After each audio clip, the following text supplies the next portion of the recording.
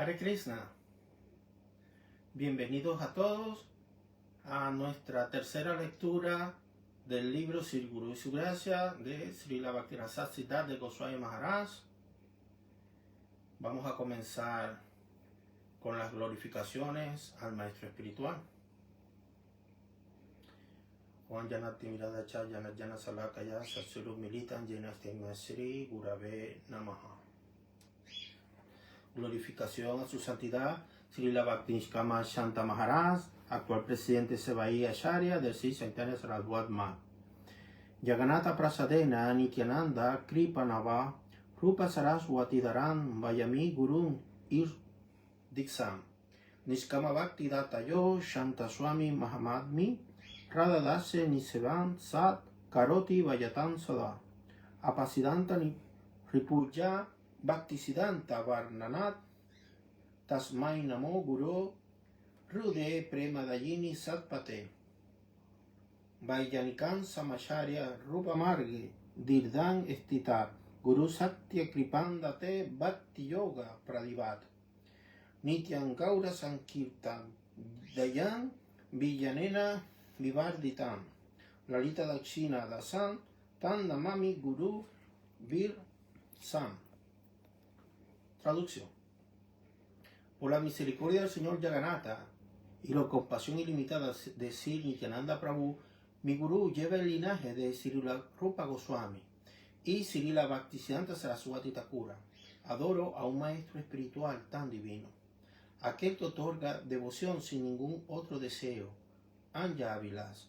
Un santo grande y pacífico siempre sumerge a sus discípulos en el servicio de Srimati Radharani. Ofrezco mi reverencia a tal Guru. Él es el enemigo de las falsas doctrinas y el potenciador de las verdaderas conclusiones devocionales.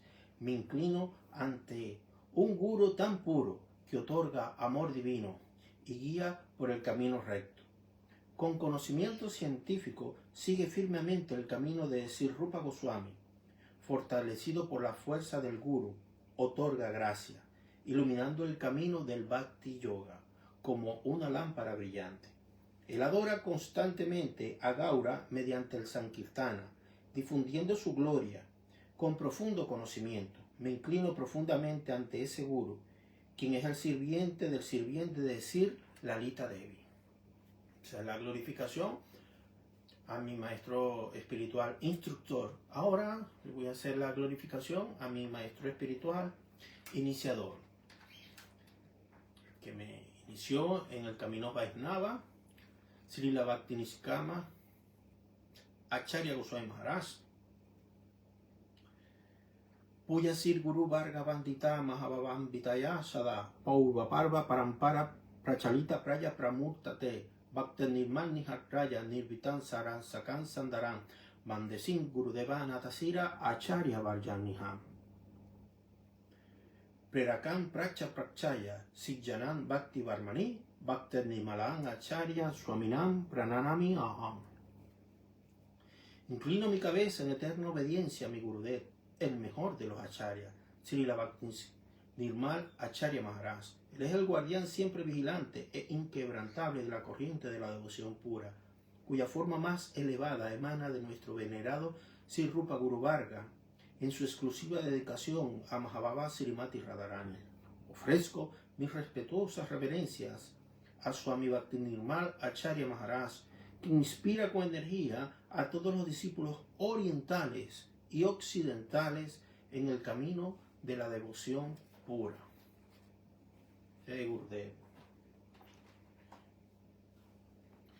Ahora sí, vamos a continuar con nuestra lectura. En nuestra tercera lectura, la segunda terminó cuando citamos un shloka del Bhagavad Gita 4.34, en donde se estaba explicando cuál era el proceso para obtener una relación con el plano superior, conectarse con ese plano superior e intentar ir por un camino apropiado para la conexión con la verdad absoluta. Ese verso decía así, o dice así: para entender el conocimiento trascendental, uno debe acercarse a un alma autorrealizada, aceptarlo como su maestro espiritual y tomar iniciación de él, inquirir sumisamente y rendirle servicio. Las almas autorrealizadas pueden impartir conocimiento porque ellas han visto la verdad. Entonces, el contexto es: alguien con sinceridad quiere encontrar la verdad, encontrar ese mundo, ese plano superior. ¿Qué se debe hacer con nuestra mente limitada y contaminada? ¿Cómo podemos saber qué aceptar y qué rechazar para tal fin? Incluso para conducirnos en la vida cotidiana, en nuestra vida en general. Entonces el Bhagavad Gita aquí está dando una instrucción, una recomendación directamente de la boca del Señor Krishna. Ahora bien, esa recomendación es acercarse a un guru, a un maestro espiritual fidedigno, con ciertas cualidades que debe tener ese discípulo, ¿no? Para que sea aceptado y que pueda ese acercamiento al maestro espiritual realmente servir de conexión. Entonces el tema de hoy es: ¿cuáles son las cualidades que debe tener ese discípulo? Entonces vamos a la lectura. Dice así: Krishna nos ha dado aquí, refiriéndose al verso que acabamos de leer del Bhagavad Gita, Krishna nos ha dado aquí el modelo por el cual podemos entender qué es qué de una fuente fidedigna. Ahí está la recomendación de Krishna. Hoy en la vida moderna tenemos millones, cientos, miles de posibilidades de a dónde acceder a ese conocimiento. Cientos de escuelas filosóficas, posturas filosóficas, organizaciones, instituciones, y todas te ofrecen ciertas pautas, te hacen ciertos planteamientos. ¿Cómo escoger? ¿Cómo no confundirse en ese bosque de propuestas? Un bosque, es un océano, mejor dicho, un océano infinito de propuestas. Entonces, ¿cómo no extraviarse allí? Bueno, Krishna lo expone claramente aquí en el Bhagavad Gita. Por eso nos ha dado aquí el modelo en el cual podemos entender qué es qué de una forma fidedigna. El modelo para medir la verdad o la mentira no puede venir de un plano viciado y vulnerable, sino de uno real. Aquí está la primera clave.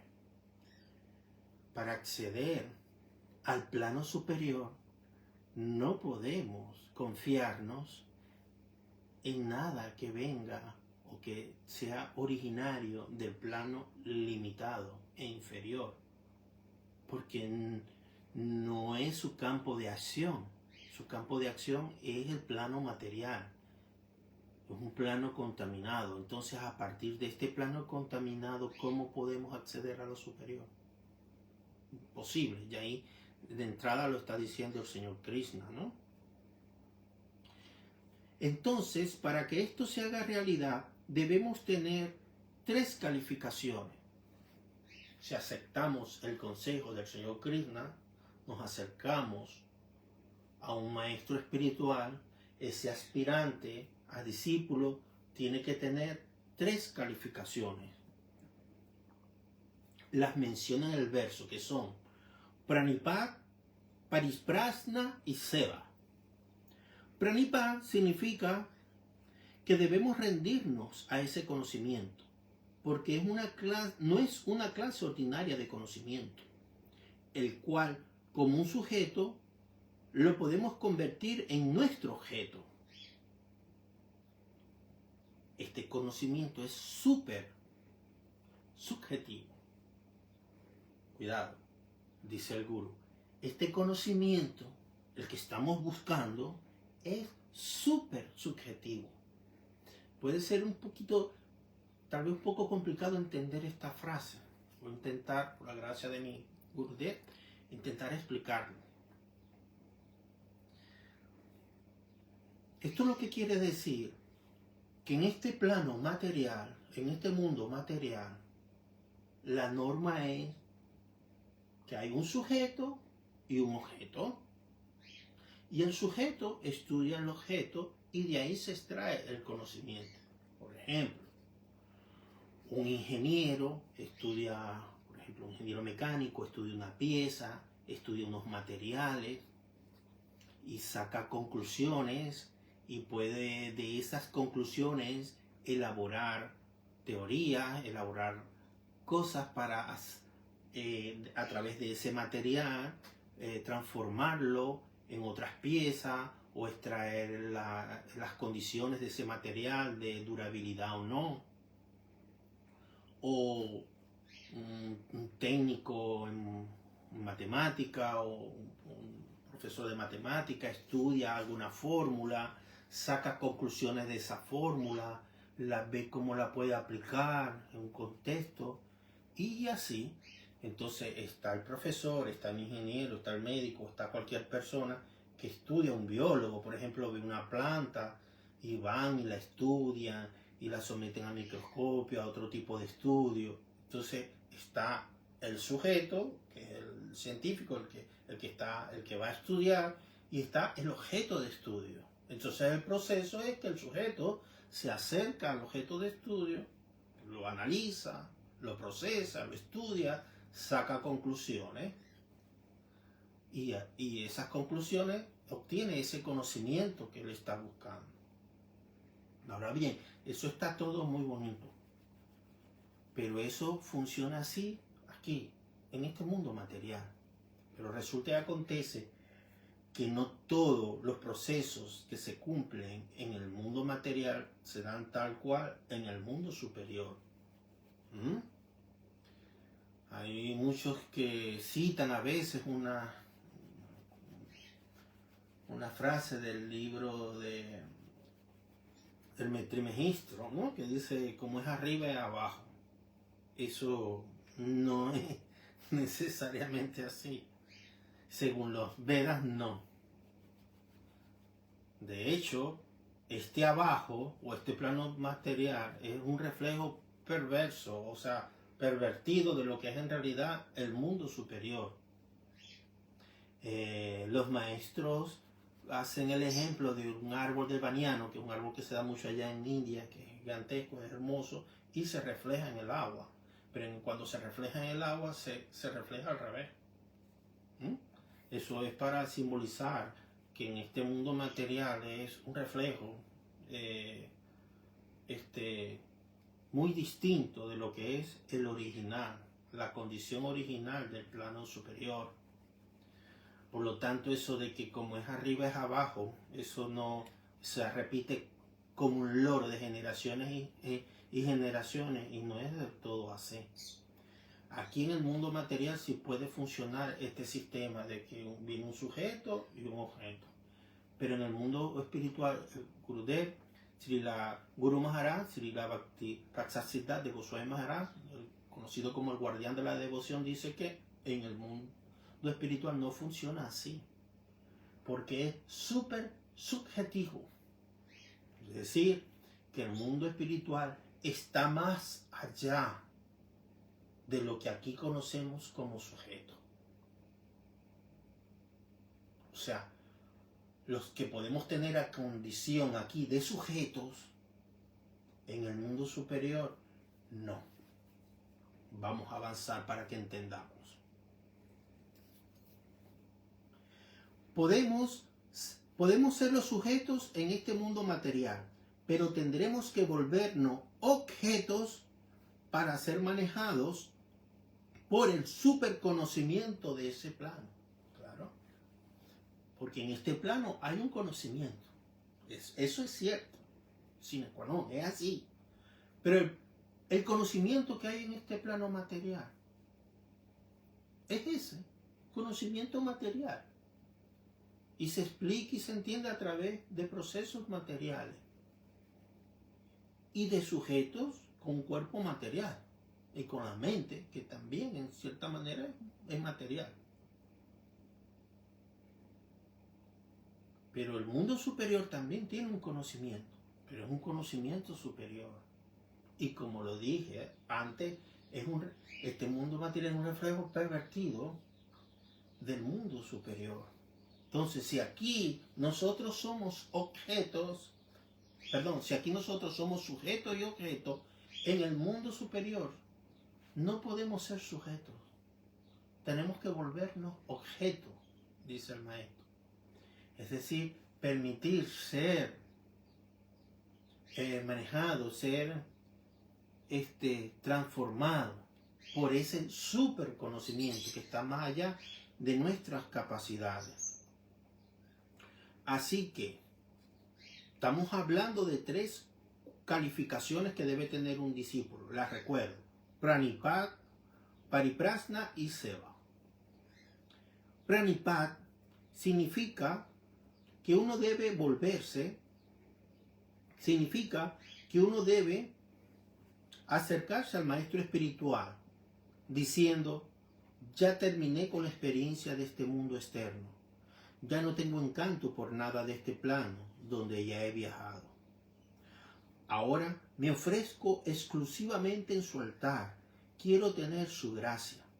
Con ese humor debemos acercarnos a ese conocimiento superior. Es decir, ya he visto todo lo que tenía que ver en este mundo, ya he pasado por la tendencia natural del hombre de disfrutar. Ahora, ya que lo he visto todo, no quiero ya más eso en mi vida, quiero cambiarlo.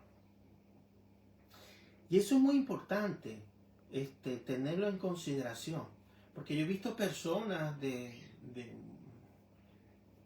que tienen tal vez cierto deseo espiritual o ciertas inclinaciones filosóficas, ¿no? Pero es como si tienen la voz del ángel y la voz del diablo, ¿no? En un lado y en la otra. Y ellos creen que son muy espirituales, muy filosóficos, muy filantrópicos. Se meten tremendos tabacos, ¿no?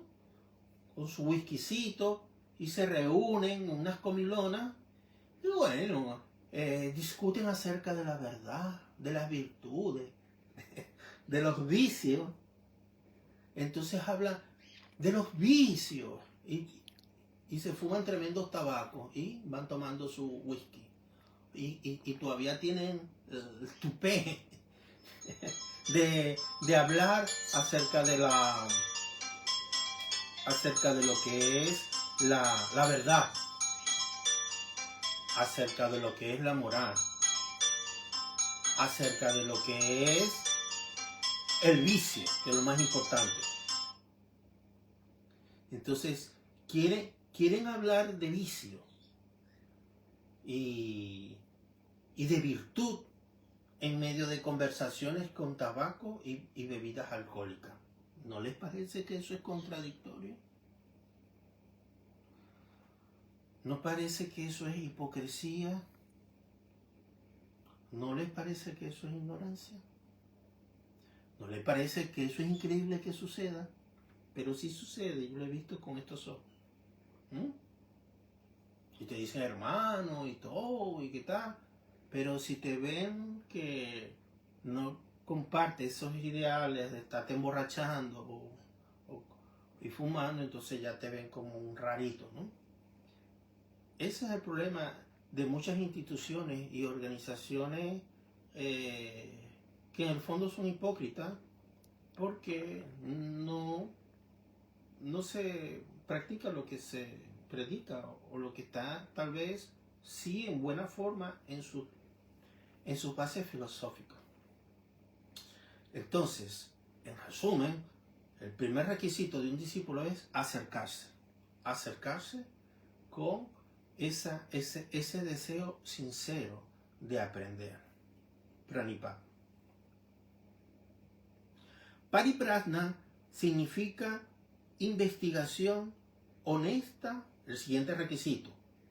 Pariprasna significa investigación honesta y sincera.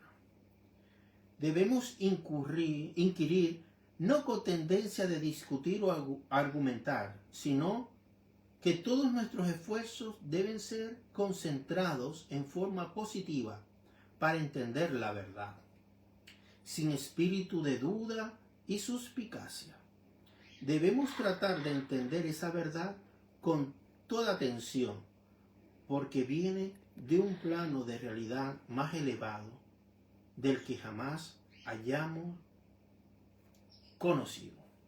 O sea, simplemente aquí lo explica muy claro. Pariprasna significa que tenemos que investigar de manera sincera y honesta, no en una actitud egoica de una guerra intelectual. O yo tengo más conocimiento que tú, te voy a hacer preguntas, pero esas preguntas que te estoy haciendo no es por inquirir honestamente, sino como para que preguntas difíciles para que caigas y entonces yo pasar por el que tengo más conocimiento porque te hice caer, o que mi discurso es mejor que el tuyo, o que mis planteamientos, mis ideas son las mejores.